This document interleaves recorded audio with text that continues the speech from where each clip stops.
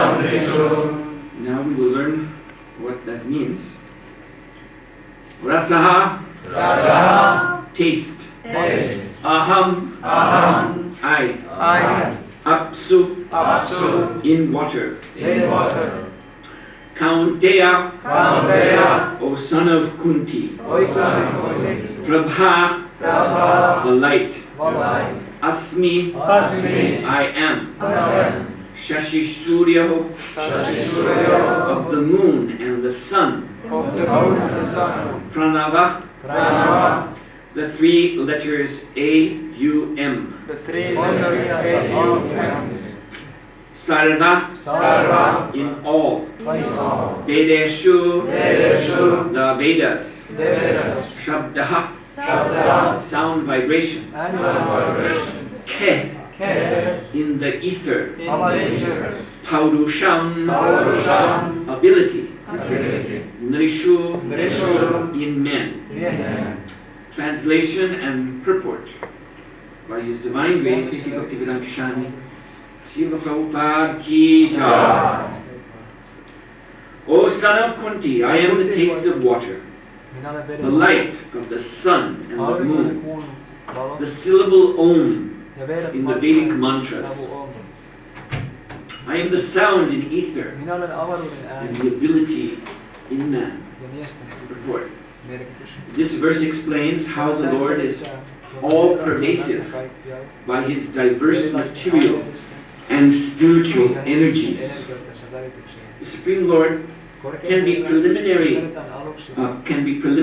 perceived by His different energies. And in this way, He is realized impersonally, as the demigod in the sun is a person and is perceived by His all-pervading energy, the sunshine. So the Lord, although in His eternal abode, is perceived by His all-pervading, diffusive energies. The taste of water is the active principle of water. No one likes to drink seawater because the pure taste of water is mixed with salt. Attraction for water depends on the purity of the taste, and this pure taste is one of the energies of the Lord. The impersonalist perceives the presence of the Lord in water by its taste, and the personalist also glorifies the Lord for His kindly supplying tasty water to quench man's thirst. And that is the way of perceiving the Supreme. Practically speaking, there is no conflict between personalism and impersonalism. One who knows God knows that the impersonal conception and personal conception are simultaneously present in everything, and that there is no contradiction. Therefore, Lord Chaitanya established His sublime doctrine, Achintya, Veda, and Abheda Tattva, simultaneous oneness and difference. The light of the sun and the moon is also originally emanating from the Brahmajyoti, which is the impersonal effulgence of the Lord.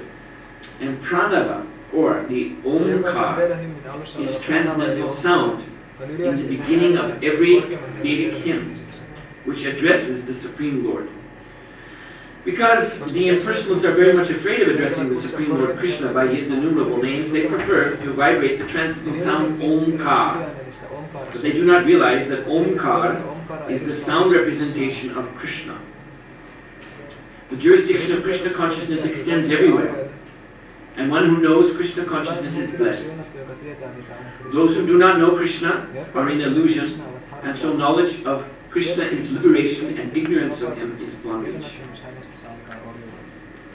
So once more, Rasoham Aupsu Kaunteya, Prabhasi Shashi Shuryaho, Pranava Sarvavedeshu, Shabda Ke Purusham Nrishu.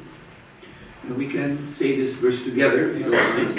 Please repeat. O son of Kunti, I am the taste of water, the light of the sun, and the moon, the syllable Om, in the Vedic mantras. I am the sound in ether, and the ability in man.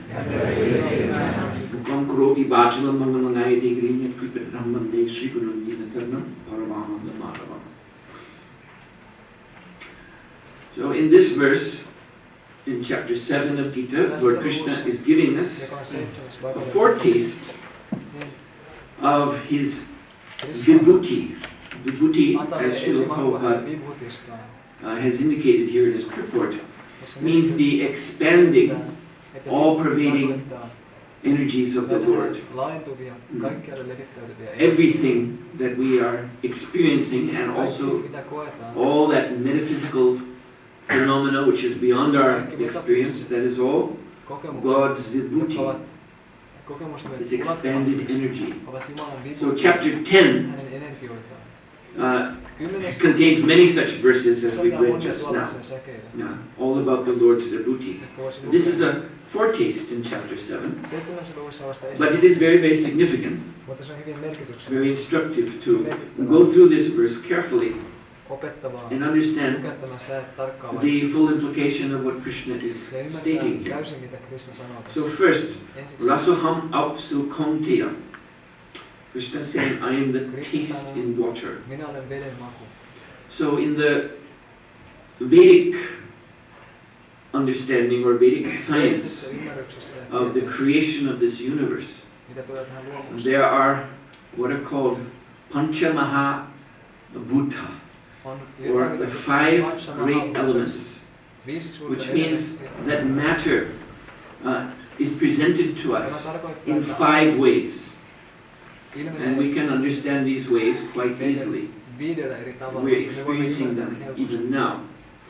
That there is, first of all, the most fine level, akash, or ether. So ether is the field through which radiation travels, vibration travels, cosmic rays travel. And ether is not simply space.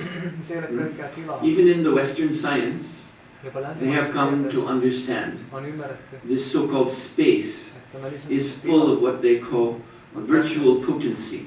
In other words, they have come to understand that somehow matter, like the neutrons and protons, all these little tiny building blocks of matter, they somehow appear out of this virtual space.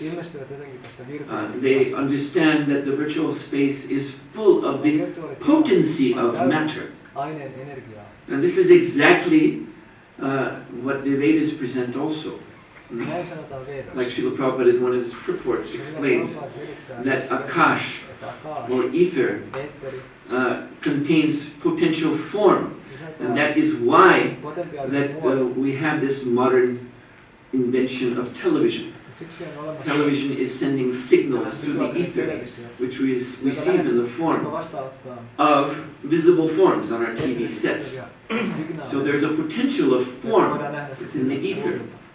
So anyway, this ether, ethereal space, is the most fine presentation, presentment of matter to our senses. And then there is air. So the quality of ether is sound or vibration. That also includes thought. Our thoughts are moving within the ether. And then a little bit grosser than ether is air. Vayu. So the symptom of vayu, besides carrying vibration, you can feel it too. The wind, you can feel on your face, in your hair. And then, as we see, clouds form in the air, and out of these clouds there is flashing lightning. So this is fire.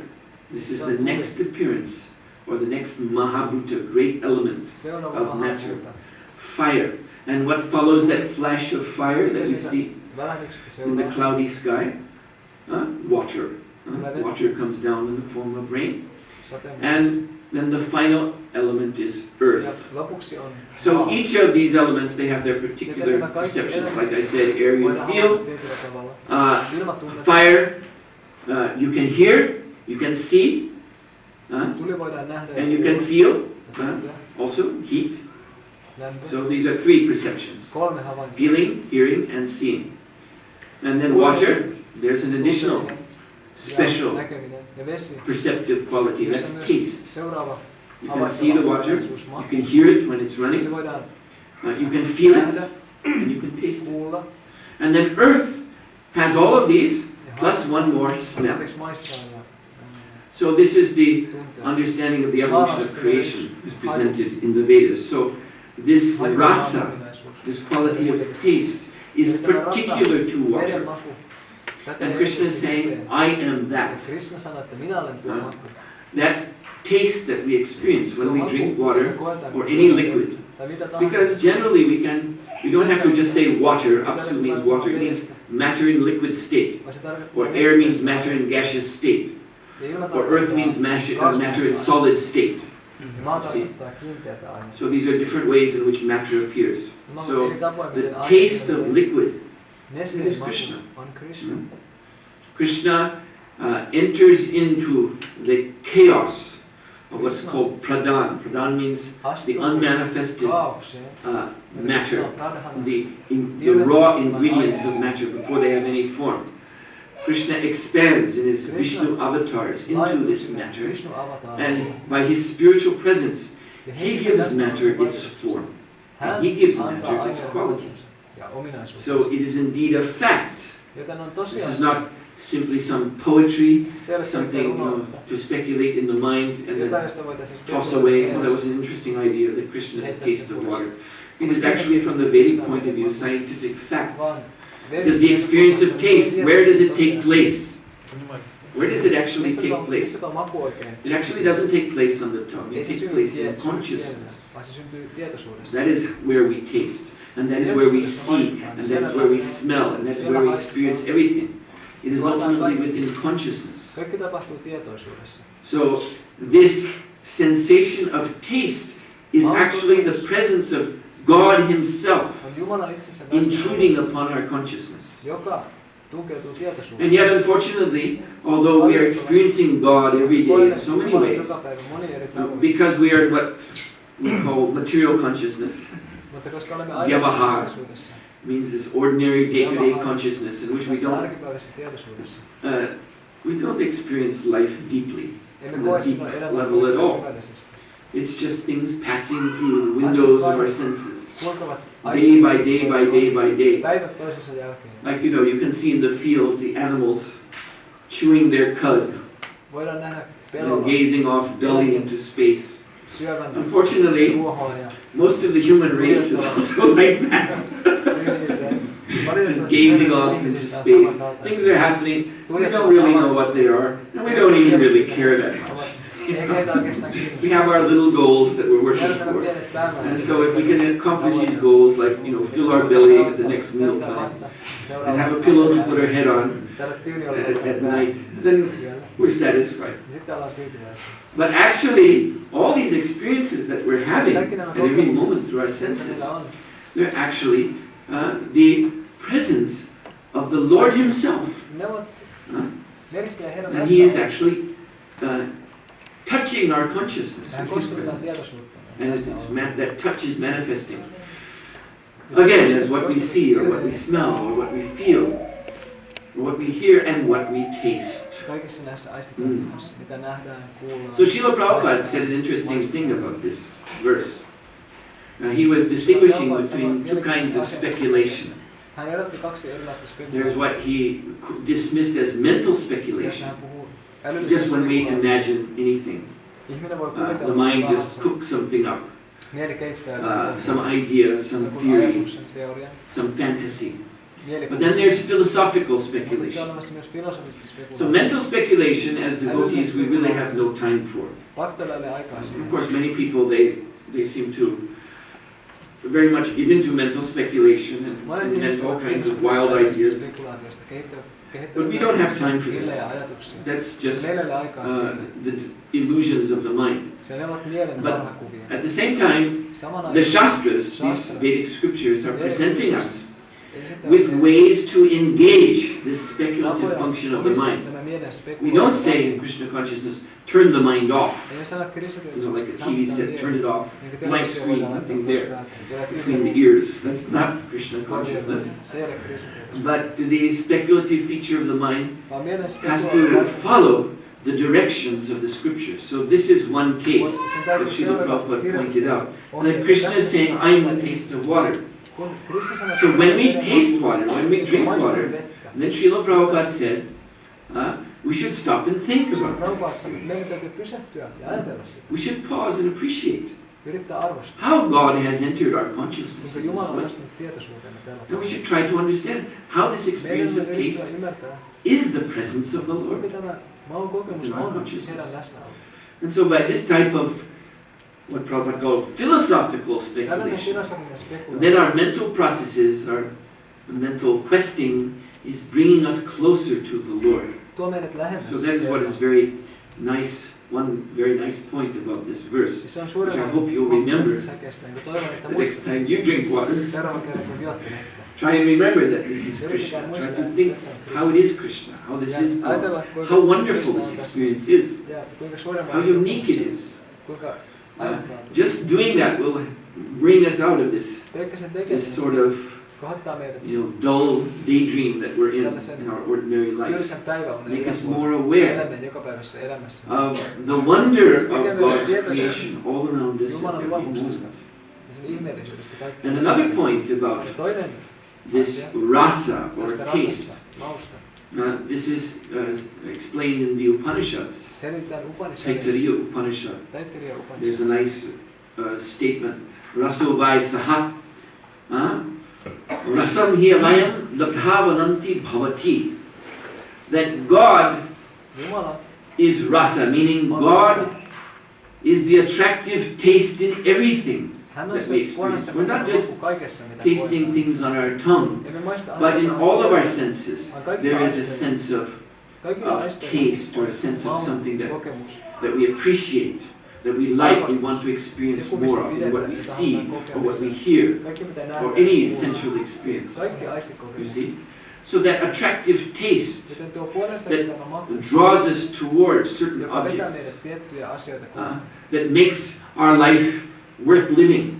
You see? If it weren't for some taste of happiness that we're experiencing, then most people would have no reason to live. If life was just dull, like an old piece of chewing gum stuck to the bedpost for the last 10 years, and you pull it off and put it in your mouth and chew on it, and there's no taste at all, if that's life, then that sort of life is not worth living. There has to be taste.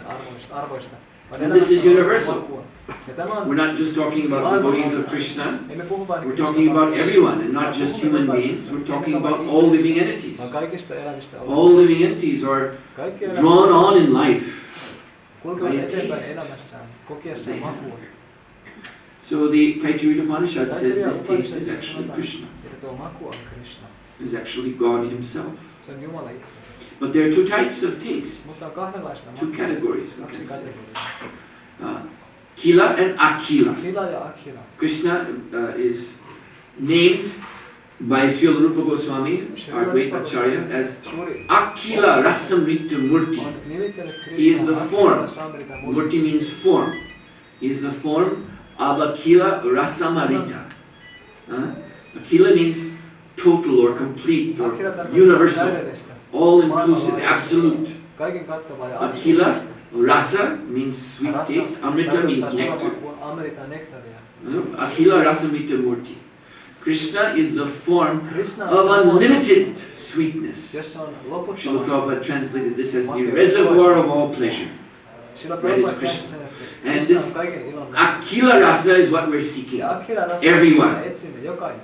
Everyone would like to attain something that would give them unlimited happiness, which is also ever increasing, ever new at every moment, not ever becoming stale. We're disappointed in life because the things that we enjoy now, later on, in days to come, become sour, become tasteless. then we have to turn away from them, leave them behind. That is our great disappointment in life. So, Sri Krishna is that taste for which we're all seeking. Unfortunately, in this material world, we're experiencing this kila rasa, limited taste, incomplete taste. So, but there is a method to achieve this complete, absolute taste, and that is the process of Krishna consciousness, particularly hearing and chanting Lord Krishna's holy name. So these are some points on rasa, rasoham apsu kontiya. Prabhasmi shashi surya. Krishna says, I am the light of the sun and the moon. So as we know, the light of the moon is reflection of the sun. So we really need to look at what is the light of the sun. Now, in the ancient world, the sun was understood to be something different than what our modern astronomers tell us now. It's interesting how, not just in India, but in ancient Greece and Egypt and other places, there was this conception of the sun as being a chariot that moves across the sky every day. So the Vedas explain, yes, this sun is a vehicle, and this vehicle is driven by demigods. Demigods means beings which are much more powerful than us. They live in higher realms of the universe. Devatas, they're called in Sanskrit. So, there are 12 devatas known as Adityas. And just like we have 12 months of the year, so in each one of the 12 months, one of the different Adityas would pilot this chariot of the sun across the sky. Now, within the chariot, there's the pilot, the one who's driving the chariot, the one who's conducting the chariot. But the chariot is also bearing with it a power, which in the Vishnu Purana is called Parashakti. This is the power of God Himself, His own spiritual power, Parashakti, which is illuminating the whole universe. That is actually the source of the power of the sun. Today, modern astronomers, astrophysicists, they're still speculating about what the power of the sun is. We hear theories that this sun is some kind of constant, ongoing hydrogen bomb. It's a gigantic hydrogen bomb. Now this theory, as are all theories, they come into being as soon as mankind invents something, some new invention, some new device, then they project this invention upon the universe and try to explain the universe through their new invention. Just like now, it's computers. You want to read a book, a modern book in your bookstore about consciousness, I guarantee, any book that you select about the mind or consciousness is going to give you an example of computers. The mind is like a computer. And computers have been around, for the last 40, 50 years. So everyone's fascinated with the computers, and they're trying to explain everything. I've even seen they try to explain the whole universe as a big computer. Back in Sir Isaac Newton's time, he was trying to explain the whole universe in terms of a clock, because that was a new invention in those days, the clock. So he was comparing the universe to a clock. So astrophysicists in recent times have been trying to explain the sun as a hydrogen bomb, as a big H-bomb, millions of H-bomb blasts going off at every moment. And that's because recently they've developed something called the hydrogen bomb, and they try to apply it to the sun. But honestly, the astrophysicists do not know how the sun is generating its heat. This is simply a speculation, and they admit that it's not a very good speculation. It's just the best they can do. One of the problems with this speculation is if the sun was actually generating heat because of 10 billion hydrogen bomb explosions going off every second, then we would be inundated with very deadly radiation. as a result. Of course, there is solar radiation, which is something to worry about, therefore we have atmosphere. But if there actually was hydrogen bomb explosion, that radiation would be very much worse. So that's one way that this theory doesn't really hold together, and there are many other ways that it doesn't hold together. So it's just the best they can do. But the Vedas say that the solar power is this parashakti, this personal energy of God Himself, and it is expressed this energy in a bija form in Sanskrit language. The letters of the Sanskrit alphabet, each one is a bija. Bija means a seed. And so this is a very interesting esoteric insight into the nature of the universe. I'm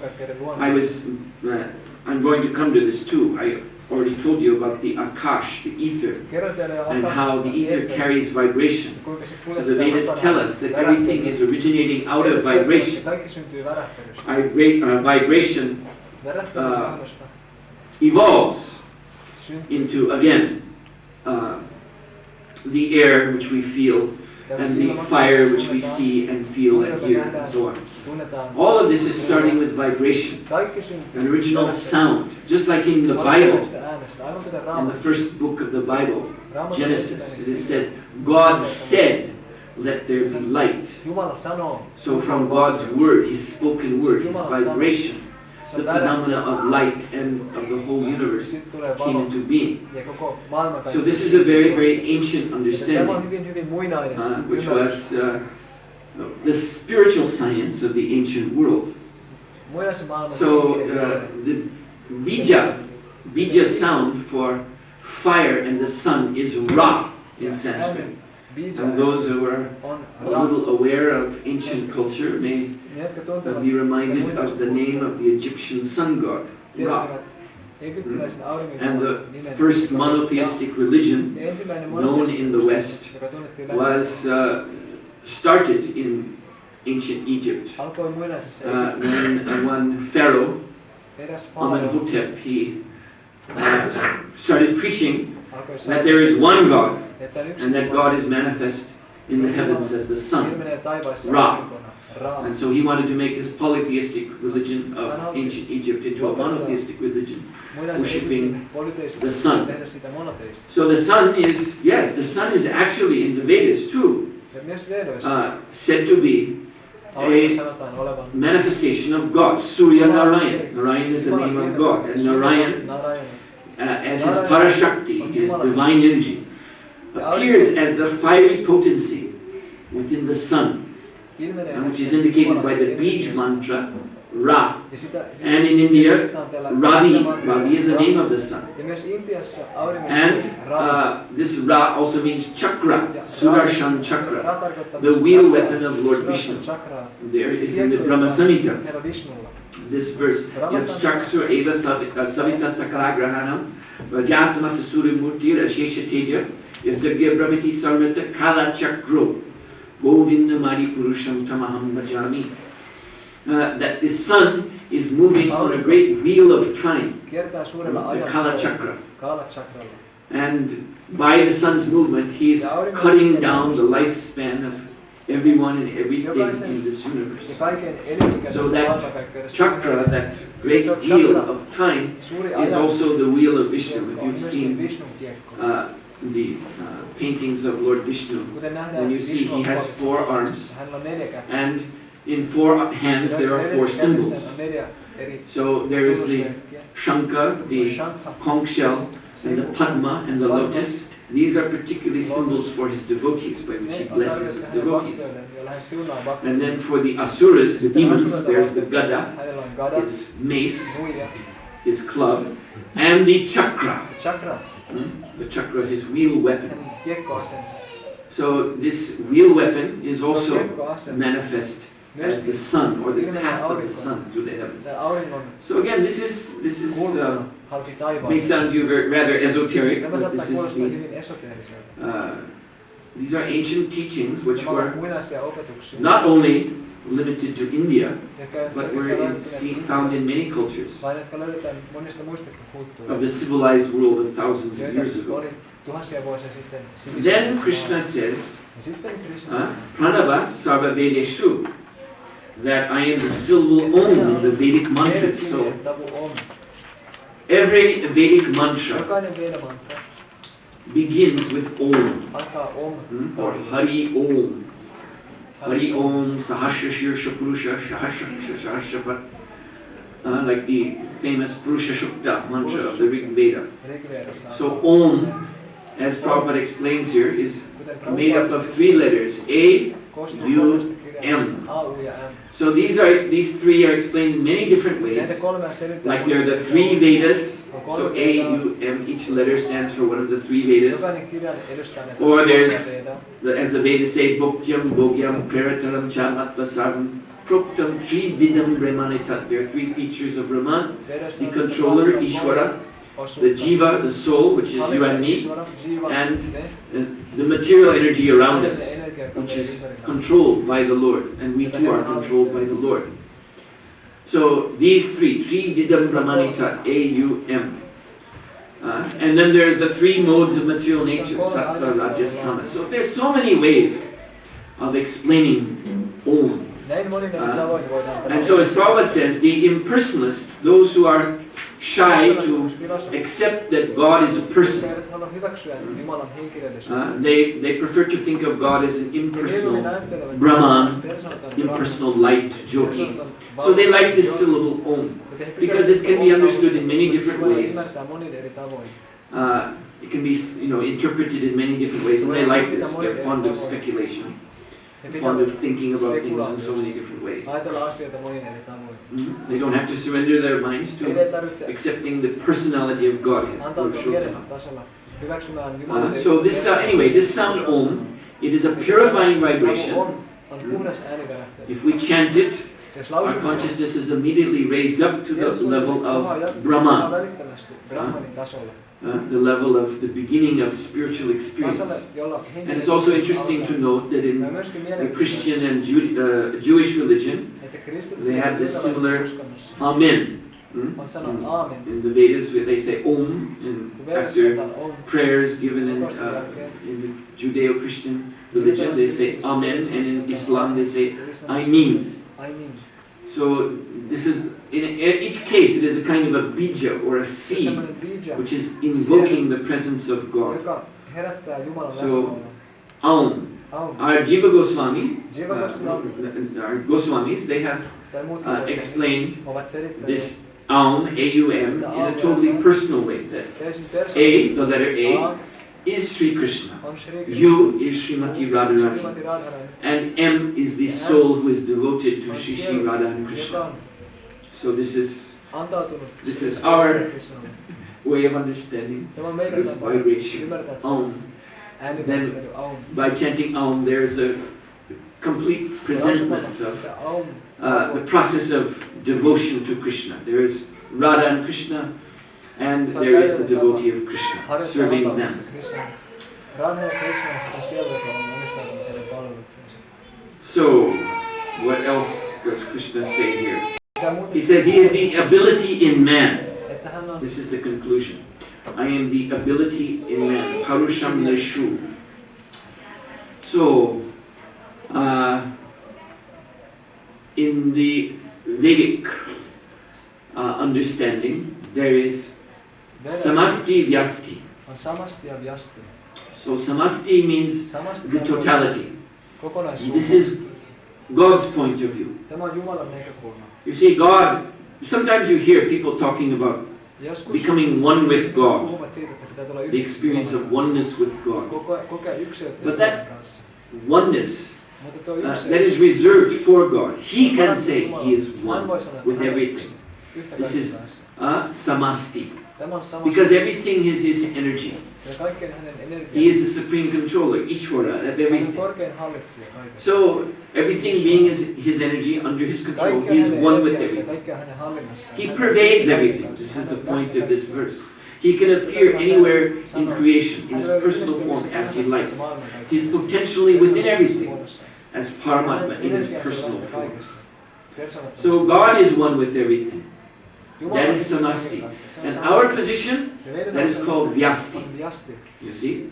We are individual and we are separate. As Krishna says in this Gita to Arjuna, never was there a time when I did not exist, nor you, nor all these kings assembled here at Kurukshetra. So Krishna there is affirming eternal individuality. So we are eternal individuals, at the same time as being part and parcels of God. So this is our philosophy, as Srila Prabhupada mentions in this purport, Achincha Beda Abeda Tattva, simultaneous oneness and difference. It means from Krishna's point of view, everything is one. From our point of view, eternal individual point of view, we cannot say that we are one with everything. That is a joke.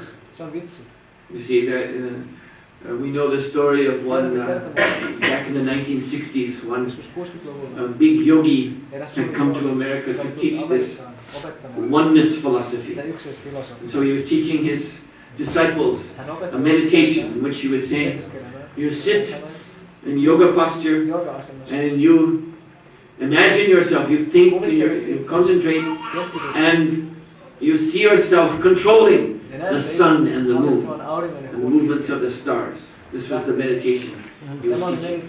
Each of you visualize yourself as being the controller of the universe. So he was explaining this in very, you see, deep tone of voice, very mystical sounding tone of voice, and it was being recorded. So on this particular recording where he's talking like that, you are a controller of the sun and the moon, and the stars are circling above. Because of your will, you must keep this in your mind at all times. I am the controller. So as he was talking like this, suddenly you hear on the tape, he goes, "Oh!" Because he has a toothache. It began to pain him very strongly at that time when he was saying these words. So he said, imagine you are the controller of the universe. Oh! My tooth. Please call the dentist. This is not God. You see, on the one side trying to imagine how we are controlling. We don't even know what these planets are. We haven't been there. And yet we're supposed to be controlling them. And at the same time we have to run to the dentist because we have a toothache. This is absurdity. So, Achincha Beda Beda Tattva, simultaneous, inconceivable oneness and difference. Yes, we are all within God's energy. And God is one with us. You see? But we are not one with Him. We have our individuality. So we are fortunate that God is one with us. That means He is so easily accessible. That means all we have to do is to chant His holy name, to serve Him in pure devotion. And He is there to receive our acts of devotion. And in receiving, then we have a reciprocation, a relationship. This is also why it is essential to maintain this difference. If everything becomes one, then there can be no love. You see? Just like a young boy, young girl, they may love each other very much and they may want to always be together, but they wouldn't like to just merge their individuality into one amorphous mass in which there would be no distinction anymore. The French, who are very known for their amorous affairs, they have this phrase, vive la différence, which means all glories to the difference between the two sexes, male and female. Because it's by this difference that there can be the pleasure of the association of the two. So this is of course a mundane example, but this difference between ourselves, the soul, the individual soul, and God is also essential for loving exchange. In that difference between the servitor and the master, the lover and the beloved, then there can be this flow of rasa, this flow of nectar that I was speaking of before. So that it's experienced through devotion, through bhakti. Ja se koetaan bhaktin välityksellä. So, yet at the same time, yes, Samanaikaisesti the Lord is one with everything. That has also been affirmed here by the purport, Srila Prabhupada that there is also an impersonal understanding of the Lord that has its validity too. So we don't say that there is no such thing as this monistic experience of being oneness with God. But what we do say is that it is not complete. So simultaneous, inconceivable oneness and difference. This is the complete understanding. All right then, I'm going to stop here. It's now 5:30. Would there be any question? It'll take a minute or so for any questions anyone might have. Yes? Maharaj, it said that all the living entities are Krishna's eternal servants. So how is it with the impersonalists and those who have reached this platform of impersonal realization? Are they also Krishna's eternal servants? He's asking if these impersonalists, those who have achieved, there is a level of impersonal realization called Brahma Jyoti, merging into the light of Brahman. Krishna's transcendental form is emanating Prabha, or effulgence. And so those who are impersonalists, who want to merge into the formless feature of God, this is where they go. The spark of their soul enters into this blinding light of the Brahma Jyoti and floats there. So his question is, are persons in this situation, in the impersonal Brahman situation, are they also Krishna's servants? And the answer is yes. They are not his willing servants. They are there actually because they want to achieve a kind of supreme independence.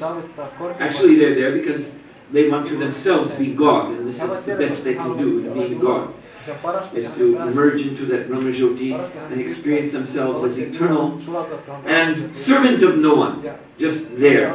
This is the experience of this Brahman realization, Sat, eternality, with no relationship.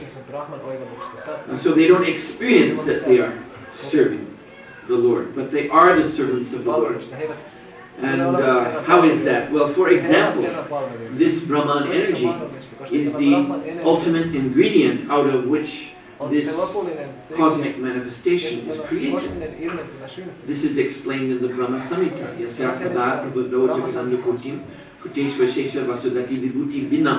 We're talking about the vibhuti, the expanded energies of the Lord. So this word is there in this verse, vibhuti. So yasya prabha, there is the prabha, the effulgence of the Lord. And manifested out of this effulgence are Jagananda Koti Kotishu, which means millions upon millions of Jagadanda, universes. Jagat means universe, Anda means egg. So they look like eggs or spheres or balls. And they float within the rays of the Brahma Jyoti. And they're actually created out of the ingredient of Brahman. In fact, the word Brahman, the root word Brim, is giving the sense of creative power. Brahman is the source of creation. So the Lord uses this Brahman energy, those impersonalists, floating there, he uses them as the ingredients of creation. Therefore, the Srimad Bhagavatam warns the impersonalist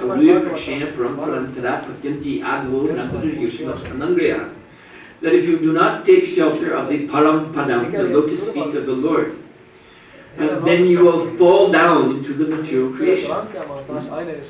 You will be caught up in the creation, which means, of course, ultimately the cycle of birth and death again. So, they are certainly servants of the Lord, because the Lord uses his energy for his purposes, and they are part of his energy. But they're not willing servants. Similarly, persons in this world, who are atheistic, materialistic, who have rejected the idea of God. So they don't consider themselves to be servants of God, but they are serving God nonetheless. One can serve God directly or indirectly. Just like Srila Prabhupada gave this nice example. The devotees, when we come before the deities, the devotees bow down. We bow down willingly and offer our obeisances to the Lord. The non-devotees, those who don't believe in God, don't believe in Krishna, don't believe in displays of worship to Krishna, so they also have to bow down before God. Krishna says in this Gita, Mrityusara haras chaham, I am all-devouring death. So when death comes, everyone has to bow down. That's what death means. Dandavats. Dandavats means falling like a stick. You can do this willingly before the Lord, fall like a stick. Or you can wait for God in the form of death to cut off your life so that you fall like a stick before Him. God is God, whether He comes in the form of deity or form of Mrityu, death. And we all have to bow down before Him. So it's just a question of willingly or unwillingly. And so the unwilling, they're indirect servants of God, but they have to serve. Like, this is rather dramatic, but I can't help but say it here. Someone asked Srila Prabhupada, what is the duty of those who do not surrender to Krishna? Prabhupada says, their duty is to go to hell.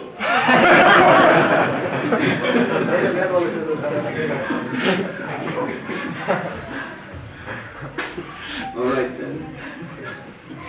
We'll stop with that. Thank you very much. Srila Prabhupada ki jai.